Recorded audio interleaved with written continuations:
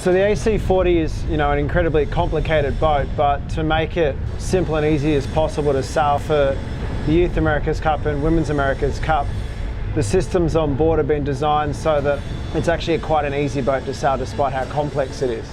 One of the things that makes the boat so easy to sail is the autopilot.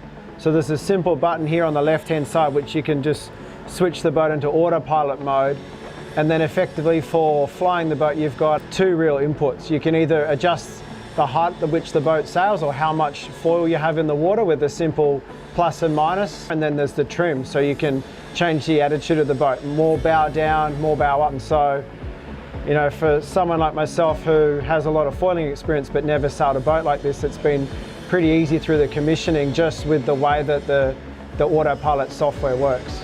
So then the other panel of buttons here is all to do with the boards up and down system. So you've got a board up button and a board down button. You can also do a plus and minus on the cant system. So effectively from this seat here, you can do all the functions you need for flying the boat. So the AC40 start with 4 people. You've got 2 people on each side. As you can see, I'm in a bucket seat here and we've got another one at the back. I'm almost sitting on the floor, so you're incredibly low and out of the wind, and it's the same configuration on the other side. And then the aero trimmer sits behind you and they've got controls for the mainsail and the jib at the back of the boat. So one of the cool things about this is you can choose if you want to trim the mainsail or the jib, because every time you tack and jibe, the way the boat's been designed, that the mainsail trimmer will be sitting on the windward side and the jib trimmer will probably be sitting to leeward because they have a much better view of the jib.